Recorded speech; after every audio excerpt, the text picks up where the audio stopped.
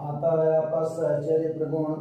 सहचर्य प्रगुण में 3 या 3 से अधिक परिमेय संख्याओं को किसी भी समूह में यदि जोड़ा जाए तो उसका योगफल समान आता है। यहाँ लिखा जाता है 3 या 3 से अधिक परिमेय संख्याओं को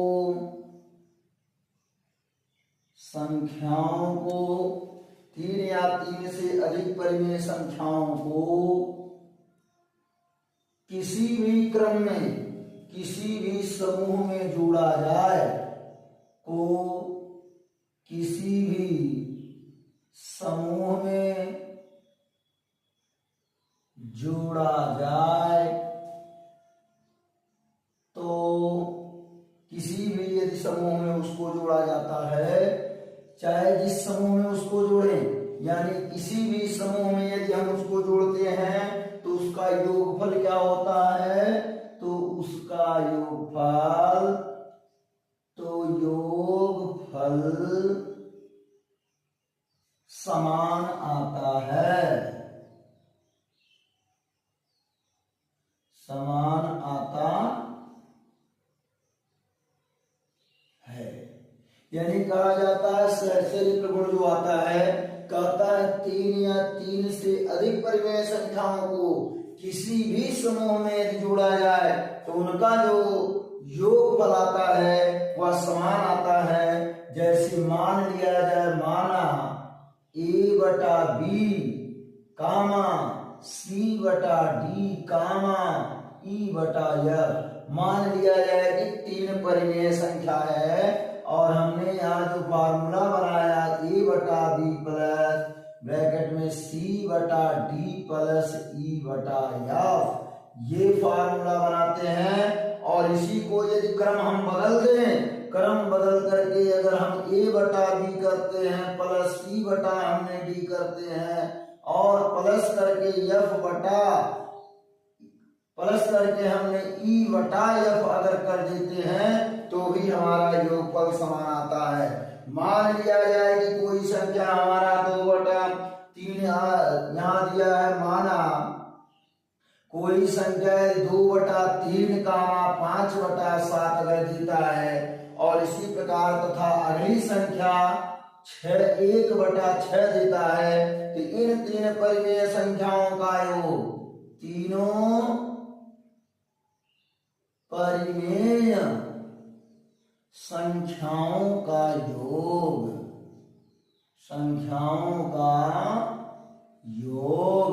अब इन तीनों परिमेय संख्याओं का योग अगर हम निकालते हैं, यहाँ A के स्थान पे हमने A/B के स्थान पे 2/3 रख दिया, प्लस यहाँ हमारा हो जाएगा 5/7 प्लस हो जाएगा 1/6 बराबर यहाँ हमने कर दिया 2/3 प्लस हो जाएगा 5/7 प्लस हो जाएगा 1/6। देखिए कहा जाता है सहचर्य प्रगुण में अगर हम इनके अंकों के स्थान को ब्रैकेट में हमने इसको किया फिर इनको किया, इनको बाहर कर दिया, अगर इस क्रम में जोड़ते हैं या डायरेक्टली वैसे जोड़ते हैं तो भी योग में कोई परिवर्तन नहीं होगा।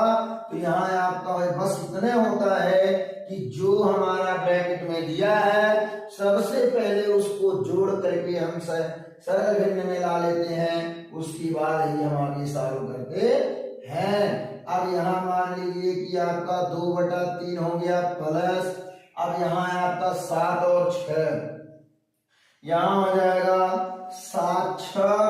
यहाँ देखिए इसका हर बराबर करने के लिए हम करेंगे क्या, 6 से नीचे ऊपर इसमें गुणा कर देंगे और 7 से इसमें हम नीचे ऊपर गुणा कर देंगे। और ये भी कहा जाता है कि भिन्नों का जोड़ अथवा घटाना हम तब तक नहीं करते हैं जब तक कि उसका हर बराबर ना हो जाए। अगर हर बराबर हो जाता है तो उसके अंश को हम चिन्हों के अनुसार जोड़ अथवा घटा सकते हैं।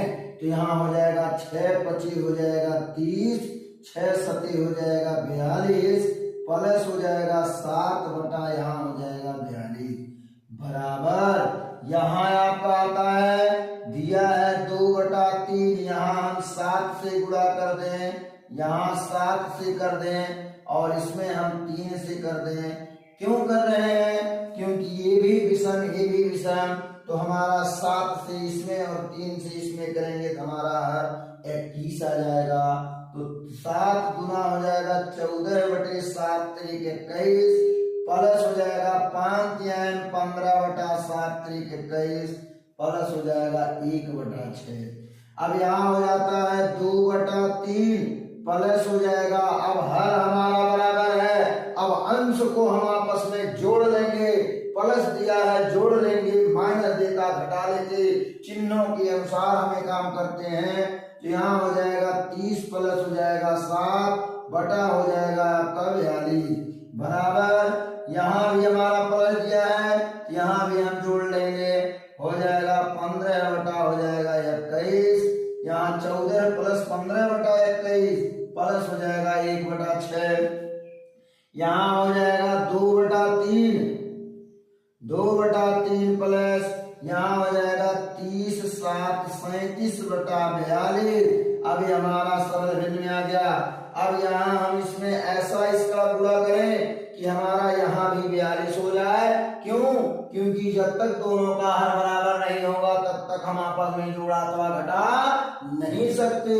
तो यहाँ हमारा हो जाएगा क्या, यहाँ हम क्या करें 3 से इसमें डिवाइड कर दो या आप लस से निकाल लीजिए। यहाँ आप जब 42 का और 3 का निकालते हैं यहाँ मान के चलिए कि यहाँ आ जाएगा 3 एकन्नम 3 चौका 12, एक बचा यहाँ 14, तो 14 से यहाँ हम अंश और हर में क्या करेंगे गुणा कर देंगे। 14 गुना 28 हो जाएगा बटा 14 यहाँ हो जाएगा 42 प्लस हो जाएगा 37 बटा 42। अब यहाँ बराबर है, बराबर लगा दीजिए, 5 और 4 हो जाएगा 9, 1 1 हो जाएगा 2 बटा हो जाएगा 21 प्लस हो जाएगा 1 बटा 6। अब यहाँ भी हमारा क्या हो जाएगा, दोनों का हर बराबर करना है तो हम क्या करेंगे दोनों के हरों को बराबर कर लेंगे। यहाँ हमने 21 और 6 का लस जब लेते हैं यहाँ हो जाएगा 3 सते 21 3 गुना 6। अब यहाँ हमारा हो जाता है क्या, हर बराबर करने के लिए 7 से हम इसमें मल्टीप्लाई कर देते हैं अंश और हर में, और 2 से इसमें मल्टीप्लाई कर देते हैं। यहाँ हमारा हो जाएगा, क्यों? क्योंकि नियम है कि भिन्नों का जोड़ा अथवा घटाना हम तब तक नहीं करते जब तक कि उसके हर बराबर ना हो जाए। तो 2 9 18 के 8, 2 दूना 4 1 5 बटा हो जाएगा 42 प्लस हो जाएगा 7 बटा हो जाएगा 6 सती 42। अब हमारा हर बराबर हो गया, अंश को हम जोड़ लेंगे तो 8 और 7 हो जाएगा 15 और यहाँ हो जाएगा 3 2 5 1 हो जाएगा 6 बटा 42, यानी 65 बटे 42 और 8 और 7 हो जाएगा 15 5 1 6 65 बटा 42, यानी सहचर्य प्रगुण फॉलो करता है, दोनों पक्ष आपका हो गया बराबर। अब यहाँ अगर आपका आता है योगात्मक प्रतिलोम आता है आपका योगात्मक प्रतिलोम। तो योगात्मक प्रतिलोम, अब योगात्मक प्रतिलोम जब इसमें आता है गुण नंबर इसका हो जाएगा 4, ये गुण आपका हो जाएगा गुण नंबर हो जाएगा 4 योगात्मक प्रतिलोम। तो यहाँ हो जाएगा योगात्मक प्रतिलोम कहा जाता है यदि किसी संख्या a बटा यदि कोई माना a बटा b दिया है, यदि कोई संख्या a बटा b दिया है और इसका हम योगात्मक प्रतिलोम निकाल रहे हैं। योगात्मक प्रतिलोम जब योगात्मक प्रतिलोम निकालते हैं तो इसका हो जाता है माइनस a बटा b। यदि हम क्या करते हैं माइनस a बटा b है इसका योगात्मक प्रतिलोम यदि हम निकालते हैं तो इसका भी हो जाता है क्या, इसका भी हो जाएगा आपका बराबर करके A/B हो जाएगा।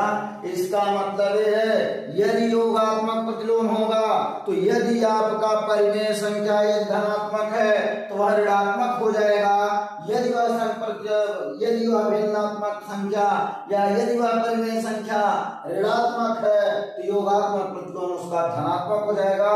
योगात्मक प्रतिलोम यही इसका होता है। तो यहाँ देखिए अगला आता है या यहाँ आता है गुण नंबर 5। गुण नंबर 5 होता है अगला, कह रहा है कि योगात्मक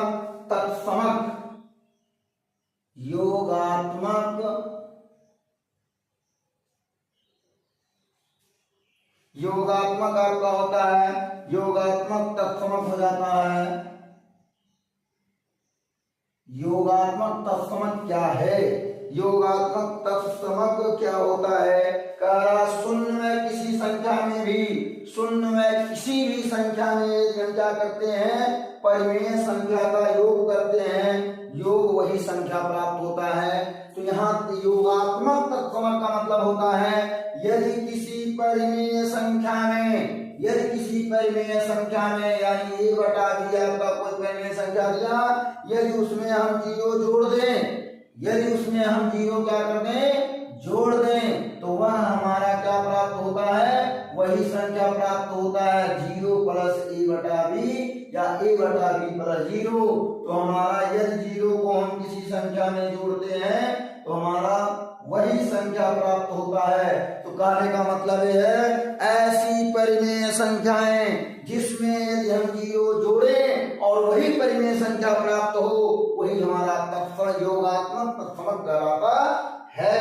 तो यही हमारा हो जाता है, इसी को कहा जाता है प्रत्येक परिमेय संख्या का योगात्मक तत्समक शून्य होता है। यानी प्रत्येक परिमेय संख्याओं का योगात्मक तत्समक जो होता है वो शून्य होता है। यानी योगात्मक तत्समक जो होता है वो शून्य होता है। तो यहाँ आ जाता है, यहाँ परिमेय संख्या आता है परिमेय संख्याओं, यहाँ आ जाएगा परिमेय संख्याओं में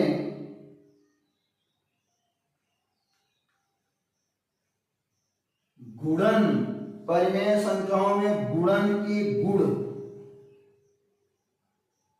अब परिमेय संख्याओं में गुणन के गुण क्या होता है? अब कह रहा है कि दो परिमेय संख्याएं मान लिया जाए, गुणन के परिमेय क्या होता है? अगर मान लीजिए परिमेय संख्याओं का गुणन के गुण का मतलब यदि उनको हमने क्या किया समरक प्रगुण किया। पहला नंबर आपका आता है समरक, जैसे योग में आपने समरक प्रगुण पढ़ा, 5 प्रगुण पढ़ा, उसी प्रकार से आपका आता है समवरक। यहाँ हो जाएगा आपका समवरक प्रगुण। समवरक प्रगुण आपका ये पहला प्रगुण है गुणे में। यदि मान लीजिए माना एक परिमेय परिमेय संख्या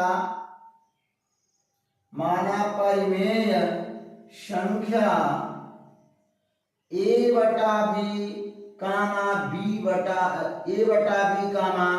C/D अगर ये दिया है तो इसका जो परिमेय संख्याओं का गुणन भी क्या होता है? समान ही होता है। यहाँ आपका आ जाएगा A/B गुणे C/D बराबर C/D गुणे,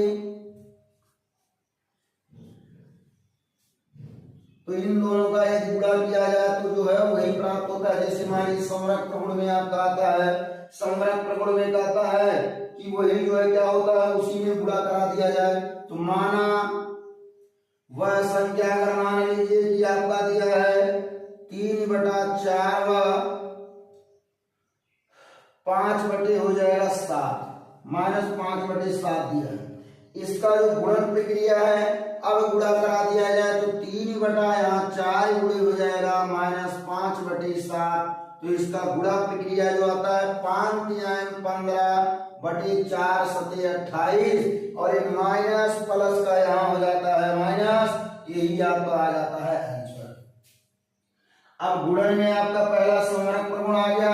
अब समरक प्रगुण में आपका आने के बाद आपका आ जाएगा क्या? समरक प्रगुण के बाद आ जाएगा क्रम विनिमय। आपका आ जाएगा दूसरा नंबर क्रम विनिमय।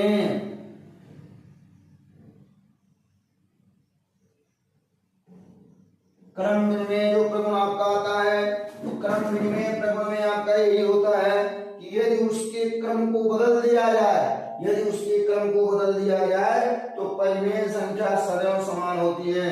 दो संख्याओं के गुणा, दो परिमेय संख्याओं का गुणा कराया जाए और यदि उनके क्रमों को बदल दिया जाए तो हमारा गुणनफल समान आता है। जैसे कि आपका यहाँ मान लीजिए, माना जो परिमेय संख्या a बटा b है कामा c बटा d दिया हुआ है, तो यहाँ मान लीजिए a बटा b गुणे c बटा d हो गया बराबर c बटा d कर दें गुणे a बटा b अगर कर दें तो हमारा जो संख्या होगा वो समान आएगा। जैसे कि मान लिया जाए यहाँ हमने जो संख्या लिया, तो ये संख्या हमारा माना हुआ संख्या क्या होगी, यहाँ 3 बटा 4 माइनस 5 बटा 7 हमने लिया। तो इसमें क्रम विनिमय यदि उसके क्रम को बदल दिया जाए तो देखिए यहाँ सूत्र दिया है a बटा b का मतलब हो जाएगा 3 बटा 4 गुणे माइनस 5 बटा 7 हो गया। अब बराबर माइनस 7 यानी c बटा d पहले लिख दिया जाए माइनस 5 बटे 7, अब गुणे हो जाएगा 3 बटे 4। यदि इस तरह कर दिया जाता है, क्रम को बदल दिया जाए तो उसके उत्तर में कोई डिफरेंटता नहीं आती है, वही संख्या प्राप्त होगा। क्योंकि 5 15 माइनस 7 चौक 28 बराबर 5 15 7 चौक 28। देखिए उसके मान में कोई परिवर्तन नहीं होता है, मान में कोई परिवर्तन नहीं होता है, वही आता है। फिर आपका अगला आता है सहचर्य प्रगुण। आपका दूसरा तीसरा नंबर में आता है सहचर्य प्रगुण। सहचर्य प्रगुण, सहचर्य प्रगुण में आपका आता है कि 3 परिमेय संख्याओं, 3 या 3 से अधिक परिमेय संख्याओं को किसी भी समूह में गुणा करें, गुणनफल सदैव समान आता है। यानी 3 आपका जो दिया है परिमेय संख्या, 3 परिमेय संख्या का मतलब यही है कि आपका a बटा b कामा c बटा d कामा और यहाँ हो जाएगा e बटा f। ये 3 आपके परिमेय संख्या हैं। माना ये 3 परिमेय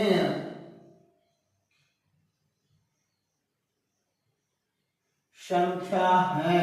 अब ये 3 परिमेय संख्या है, इनको हमें सहचर्य प्रगुण, सहचर्य के अनुसार का मतलब a बटा b और यहाँ आ जाएगा ब्रैकेट में c बटा d गुणे e बटा f।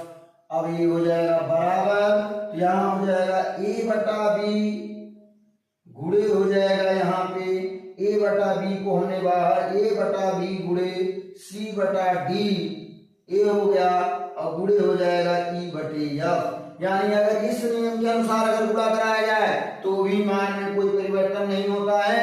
अब 3 हमने जो है क्या किया, 3 मान हम लेंगे क्या, यहाँ हो जाएगा माइनस 3 बटा 7 कामा हो जाएगा 1 बटा 5 व 2 बटा 11। हमने 3 परिमेय संख्या ले लिया। अब इसी 3 परिमेय संख्याओं को इस नियम के आधार पर हमने गुणा कराएंगे। यहाँ a बटा b का मतलब हो जाएगा माइनस 3 बटा 7 और ब्रैकेट में हो जाएगा यहाँ हमारा 1 बटा 5 गुणे 2 बटा 11 बराबर। अब यहाँ हो जाएगा माइनस 3 बटा 7 गुणे हो जाएगा 1 बटा 5 गुणे हो जाएगा 2 बटा 11। बस इतने होता है कि सबसे पहले हम ब्रैकेट में जो दिया है उसको गुणा करके सरल भिन्न में डालेंगे, फिर उसके बाद तब जाकर के अगले से गुणा कराएंगे। तो यहाँ आपका हो जाएगा माइनस 3 बटा 7, तो यहाँ हो जाएगा 2 1 2 और ये जो आपका गुणा का ये जो कहा है ना परिमेय संख्याओं के गुणन के गुणन, मतलब इसका ये होता है कि अंश का गुणा अंश में और हर का गुणा हर में करते हैं। यहाँ 2 एकम 2 हो गया, 11 25 55 हो गया। अब यहाँ इन दोनों के बीच में क्या हो जाएगा, गुणे के निशान लगा देंगे। फिर यहाँ आपका हो जाएगा 3 एकम 3 माइनस 7 25 हो जाएगा 35, फिर गुणा हो जाएगा 2/11। यहाँ हो जाएगा 2 तिहाई 6 माइनस 6 7 25 35 के 5 7 25 35 35 और 3 38। तो यहाँ आ जाएगा बराबर 3 दूना 6 माइनस 11 25 55 के 5 5 88 11 33 33 5 3 8 38, दोनों पक्ष आपका बराबर आ गया। सहचर्य प्रगुण के साथ नियम के आधार पर यदि आप गुणा करते हैं तो भी आपके मान में कोई परिवर्तन नहीं होता है। अब अगला आपका आता है क्या, अब अगला आपका आता है कि गुणात्मक प्रतिलोम। गुणात्मक प्रतिलोम। अब जो आता है गुणात्मक प्रतिलोम, जो आपका आता है गुणात्मक प्रतिलोम कहता है कि प्रत्येक परिमेय संख्याओं का गुणात्मक प्रतिलोम उसका व्युत्क्रम होता है। अब उसका व्युत्क्रम का मतलब होता है गुणात्मक प्रतिलोम का मतलब उल्टा। जैसे मान लिया जाए, अगर आपका परिमेय संख्या मान लीजिए a बटा माना a बटा b एक परिमेय संख्या है।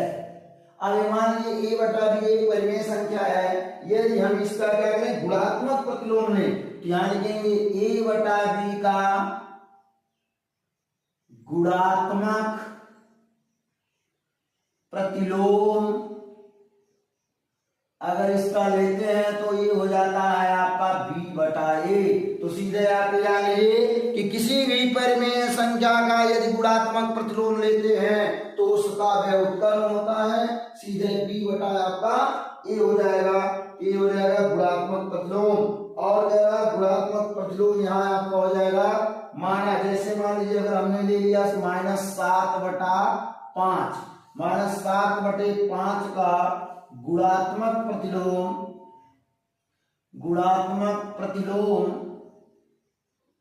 यहां हो जाएगा आपका -5/7। ये इसका आंसर हो जाएगा। इसी प्रकार होता है गुणात्मक तत्समक। यहां अगला आता है गुणात्मक तत्समक। गुणात्मक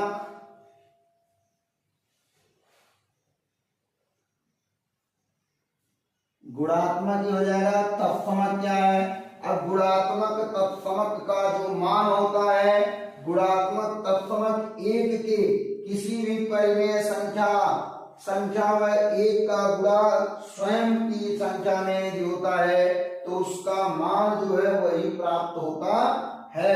जैसे मान लीजिए किसी भी संख्या का, अब यहां मान लिया जाए कि a बटा b गुणे हो जाएगा, ये गुणात्मक तत्समक में अब किया जाता है। जैसे आप लोगों ने यहाँ योगात्मक तत्समक में आपने 0 का गुणा कर 0 को जोड़ा तो आपका वही परिमेय संख्या प्राप्त हुआ।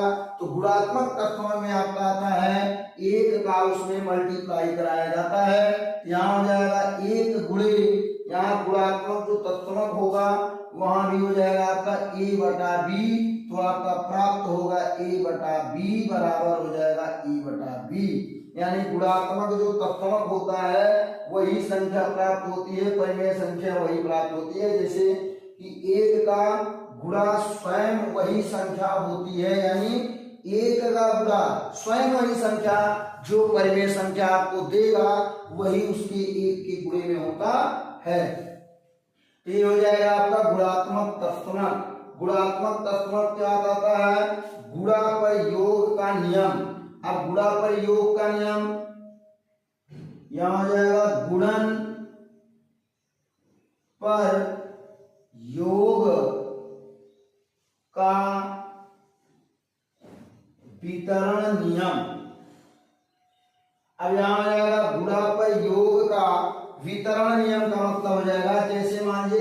परिमेय संख्या आपको दिया है। यहाँ हो जाएगा a बटा बी कामा c बटा डी कामा e बटा f। अगर e बटा f दिया है तो गुणा पर योग का क्या हो जाएगा, यहाँ हो जाएगा a बटा b, यहाँ हो जाएगा ब्रैकेट में आपका यहाँ गुणा है और यहाँ हो जाएगा c बटा डी प्लस हो जाएगा e बटा f। तो यहाँ आपका बराबर हो जाएगा। अब गुणा पर योग का वितरण, अब वितरण का मतलब हो जाएगा यहाँ a बटा बी गुणे c बटा डी प्लस a बटा बी प्लस यहाँ हो जाएगा a बटा बी गुणे हो जाएगा e बटा f।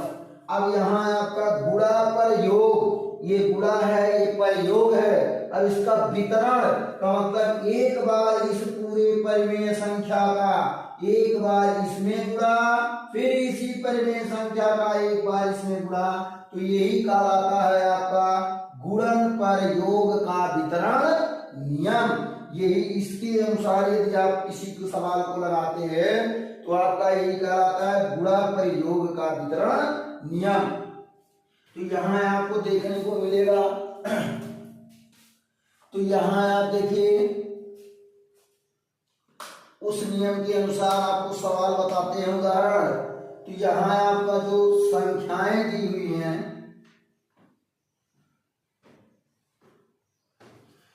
अब मान लीजिए यही आपका संख्या दिया हुआ है तो वहां मान के चलिए कि यहाँ तीन परिमेय संख्या के रूप में यहाँ दे दिया है आपका माना -3/7 दे दिया और यहाँ हो जाएगा प्लस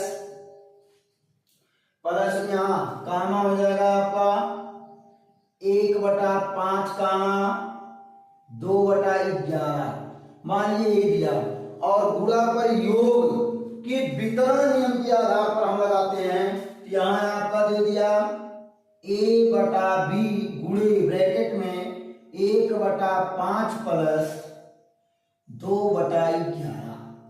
अब यहाँ आपका इसके आधार पर हम लगाएंगे यहाँ c बटा डी और e बटा हो जाएगा f बराबर यहाँ हो जाएगा a बटा बी गुणे c बटा डी प्लस a बटा बी गुणे e बटा f। अब इसके आधार पर हम लगाते हैं तो यहाँ आपका हो जाएगा क्या -3/7 गुणे ब्रैकेट में 1/5 प्लस 2/11 बराबर। अब यहाँ जो हम मान पुट करेंगे -1/7 गुणे 1/5 प्लस यहाँ हो जाएगा -3/7 गुणे हो जाएगा 2/11। इसके आधार पर हमको क्या करना है, लगाना है। तो यहाँ आपका -3 बता रहेगा, मिस्टेक हो गया सॉरी। तो यहाँ आपका हो जाएगा क्या, अब इनका हम क्या कर दें भिन्नों का योग, ये जिस नियम के आधार पे इसको लगा लीजिए। -3/7 दिया है तो ब्रैकेट में यहाँ आपका हर, आपको मैं बताया हूं कि भिन्नों का जोड़ अथवा घटाना तब तक नहीं होता है जब तक कि उसके हर बराबर ना हो जाए। तो इसमें हम 11 का गुणा करा देते हैं, इसमें 5 का गुणा करा देंगे। यहाँ हो जाएगा हमारा 11/55 प्लस यहाँ हो जाएगा 5 गुना 10 और 11×5 = 55। तो यहाँ बराबर हो जाएगा 1×3 और ये 7×5 हो जाएगा 35, ये माइनस हो गया प्लस 3 यहाँ ब्रैकेट लगाएंगे। कभी भी दो चिन्ह एक साथ नहीं रह सकता, ध्यान देते रहिएगा। यहाँ 2/3 हो जाएगा 6 -11×7 = 77। अब यहाँ आपका हो जाएगा, अब यहाँ हम क्या करेंगे -3/7 ब्रैकेट में 11 यहाँ हो जाएगा 11 प्लस 10 बटा हो जाएगा 55 और यहाँ बराबर हो जाएगा, दोनों के हरों को हम बराबर करेंगे। तो यहाँ हमारा हो जाएगा क्या, अब यहाँ क्या गुणा करना है 35 और 77 का लैसे लेते हैं। तो यहाँ हो जाएगा आपका 7 या 3 का ही गुणा कर दीजिए। 3×5 3 का नाम 3 से तो कटने वाला नहीं है। 7×5 = 35 11×7 = 77। अब ये कहने का मतलब ये है कि 5 से गुणा इसमें कर दिया जाए और 11 से गुणा इसमें कर दिया जाए, तो यहाँ हो जाएगा 11 और यहाँ गुणे हो जाएगा 5। तो यहाँ आपका हो जाएगा, देखिए 11 तिया 33 बटा 11 पचे 55, 11 तिया 33 5, 33 5 3 8, 38 हो गया। यहाँ हो जाएगा आपका प्लस 5 छक्का 30 बटा हो जाएगा 5 सते 35, 5 सते 35 3 38। यहाँ भी आपका माइनस हो गया। अब यहाँ आपका हो जाएगा -3 बटा 7 ब्रैकेट में 11 10 हो जाएगा 21 बटा 55। अब यहाँ हो जाएगा भिन्नों का जोड़ा अथवा घटाना तब तक नहीं करते जब तक कि उसके हर बराबर ना हो जाए। हर बराबर हो गया, अब हम जोड़ा अथवा घटा लेंगे। 33 प्लस -30 अब बटा हो जाएगा 385। अब यहाँ हो जाएगा गुणा में अंश का गुणा अंश में और हर का गुणा हर में। 3 एकन्नम 3 और 3 ही गुना हो जाएगा 6 और माइनस तो यहाँ रहेगा ही। 7 पचे 35 और 7 पचे 35 और 3 हो जाएगा 38 बराबर यहाँ हो जाएगा -33 प्लस हो जाएगा, यहाँ प्लस माइनस का होता है माइनस, यहाँ हो जाएगा 30 बटा हो जाएगा 385। तो -63 बटा 385 बराबर 3 और 3 यहाँ हो जाएगा, 3 में 0 जोड़ेंगे 3 3 3 हो जाएगा 6, 63 बटे 385। अब आपको देखने को ये मिले होगा कि आपका ये जो गुणन पर योग का वितरण नियम, ये भी जो है नियम को फॉलो करता है कि दोनों पक्ष आपका बराबर आता है, दोनों पक्ष में कोई दिक्कत नहीं है। तो ये कहा जाता है गुणन पर योग का वितरण नियम भी जो है क्या करता है, दोनों पक्ष को सॉल्व किया जाए तो वही आता है। फिर इसमें आता है, अगला आता है आपका एक सूत्र दिया है, दो संख्याओं के व्युत्क्रमों का योग। यहाँ अगला आपका आता है दो संख्याओं के व्युत्क्रमों का योग। तो यहाँ आपका हो जाता है दो संख्याओं के व्युत्क्रमों का योग। दो संख्याओं के व्युत्क्रमों का योग होता है, यहाँ हो जाएगा उनका योग बटे हो जाएगा उनका गुणनफल। उनका योग उनका गुणनफल। अब ये उसी का सूत्र है। अब दो संख्याओं के व्युत्क्रमों का योग, दो संख्याओं के व्युत्क्रमों का यदि योग हम निकालते हैं तो ऊपर योग होगा, नीचे गुणनफल होगा। इसी सूत्र के आधार पर हम उसको क्या करेंगे, सॉल्व करेंगे। फिर आपका आता है अगला नियम आता है शांत दशमलव और अशांत दशमलव। कब शांत दशमलव होगा और कब अशांत होगा इसको आप देखेंगे। तो यहाँ आपका जो दिया है इसमें कह रहा उदाहरण के साथ परिमेय संख्याओं का दशमलव संख्या में बदलना। अब यहाँ हो जाएगा परिमेय संख्याओं को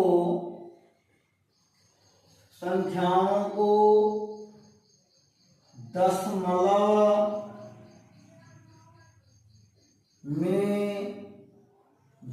संख्या में बदलना।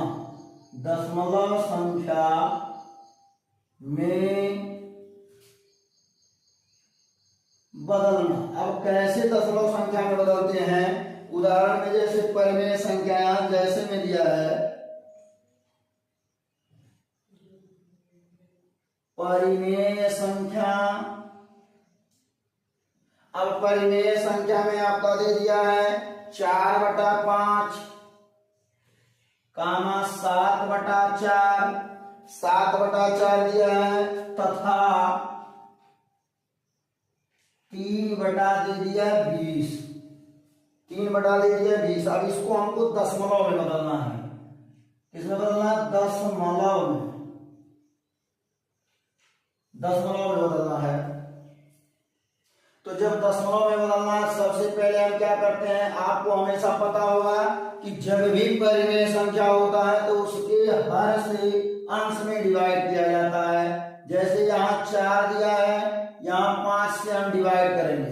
अगर हम डिवाइड करते हैं, ये आप इसको कहा जाता है आपका भाजक, कहा जाता है भाजक, इसको कहते हैं भाज्य। यहाँ जो प्राप्त होता है वह होता है भागफल,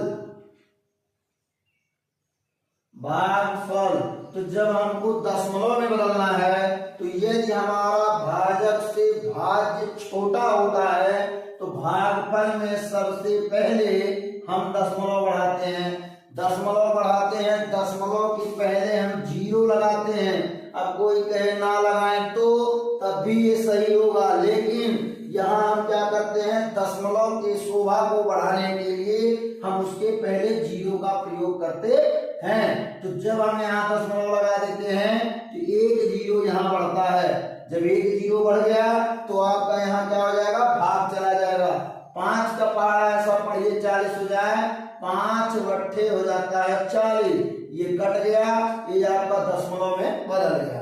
अब इसी प्रकार से आपका पहला था, दूसरा देख लीजिए, 7/4 दिया हुआ है, यहाँ आप 4 से भाग देंगे 7 में, तो 7 हमारा जो भाजक है वो बड़ा है, 4 का नाम 4 हो जाएगा, यहाँ आपका आ गया 3। तो यहाँ आप दशमलव बढ़ाएंगे क्योंकि भाजक से यहाँ जो आपका मान है वो छोटा है, छोटा है, तो दशमलव लगा 0 बढ़ाएंगे तो 4 का पहाड़ा ऐसा पढ़िए 30 आ जाए, तो 4 सते 28। अगर 30 नहीं आता है तो उससे छोटा आवे, लेकिन उससे बड़ा नहीं आना चाहिए। यहाँ हो जाएगा आपका 28, तो ये आपका 10 में से 8 गया, हो गया 2, यहाँ 2 से 2 कट गया। फिर एक बार दशमलव बढ़ाते हैं तो लगभग हम 3 बार 0 बढ़ा सकते हैं, उससे अधिक बार भी बढ़ाएंगे तो कोई दिक्कत नहीं है।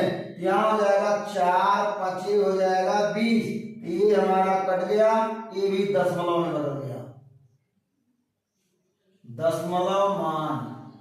फिर आपका आता है तीसरा क्वेश्चन, यहाँ दिया है 3/20, तो 3/20 को हमने क्या किया, यहाँ हो जाएगा 20 से हम 3 में भाग देंगे, तो यहाँ हमारा भाजक से भाज्य जो है छोटा है, तो हम यहाँ 0 लगा के दशमलव लगाएंगे, 1 0 बढ़ेगा, तो यहाँ हो जाएगा 20 दूना 40 हो जाएगा, इसलिए एक बार लगाएंगे, यहाँ 20 का नाम 20, यहाँ 0 हो गया, यहाँ 1 हो गया, यहाँ हो जाएगा 20 25 100। तो ये भी हमारा क्या हो गया, पूरा कट गया, ये भी हमारा दशमलव मान आ गया, ये भी आपका दशमलव मान आ गया। तो इसी प्रकार से आपका